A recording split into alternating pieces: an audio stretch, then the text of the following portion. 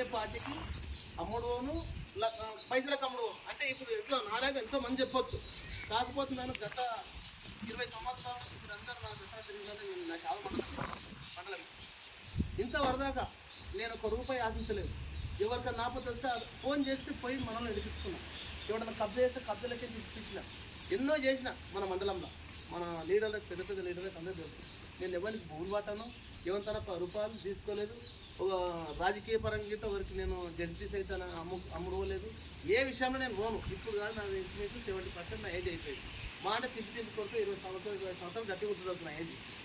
ఈ 20 ఇన్ని సంవత్సరాల నుంచి ఒక పేరు సంపాదించుకొని 20 సంవత్సరాల్లో నేను ఎవరికి లొంగిపోయే ఆలోచన నాకు లేదు. మీరు అన్ననే ఇప్పుడు పొద్దుగా జడ్పీసుకుంది కాబట్టి బీసీ వచ్చింది అన్నే కానీ ఇంకెవరే కాదు, ఏ పార్టీ కానీ టీఆర్ఎస్ పార్టీ కానీ కాంగ్రెస్ అన్నకు ఒక ఓసి ఆపోజిట్లో పడ్డదు. ఇలా పడ్డప్పుడు నేను ఏం చేస్తాను, అన్నని గెలిపించుకుంటాం. మన సంఘం అన్ని గ్రామ కమిటీలు ఎందుకేస్తున్నాం, బీసీలనే గెలిపించుకోవాలని ఏ పార్టీలో తిరుగుతుంది, ఏ పార్టీలో తిరుగుతుంది. నా బీసీ నాయకులనే గెలిపించుకోవాలని సిద్ధాంతంతో ఈ సంఘం పెట్టినాం.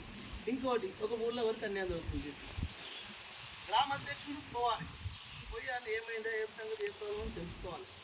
తెలుసుకొని ఆయన అన్యాయం జరుగుతుంటే ఆయన మన గ్రామాధ్యక్షుడు నడలేదనుకోండి, పోలీసులు లేరు, గ్రామంలో పెద్దలు లేరు, ఎవరు లేరు, అని అన్యాయం జరుగుతున్నారు. మన అధ్యక్షుడు పోయి ఆయన కాపాడాలి. మండల అధ్యక్షుడు వస్తారు, మండల అధ్యక్షుడు నేను ఒక 1000 మందిని ఇలా పూజన పెట్టాను సరే, ఆ ప్రాబ్లం సాల్వ్ చేసి ఒక్క రూపాయి ఖర్చు లేకుండా మన జాతిని కాపాడుకోవచ్చు. ఆ ప్రాబ్లం సాల్వ్ చేసి పోతాం. అప్పుడు ఇంకా వేరే ఊళ్ళో నమ్ముతారు, అరే తీసుకుని వేస్తారా, నేను ఓటు అడగడానికి రాలేదు, పైసలు అడగడానికి రాలేదు. మిమ్మల్ని ఎందుకంటే మనల్ని మనం కాపాడుకోనికి, మన జాతిని కాపాడుకోనికి కమిటీ ఏర్పాటు చేస్తాం. దానికి మీరు అందరూ సపోర్ట్ చేయండి.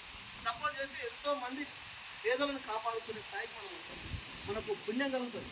ఇక నేను ఆ పార్టీలో పోయి నేను ఈ నమ్ముకుంటా ఆ నమ్ముకుంటా, నేను జడ్పీస్ అయితే రేపు పొద్దుగాల పట్టణానికి పనిచేస్తే నేను బీసీలకు పనిచేయాలంటే అట్లాంటి ఊహించాం.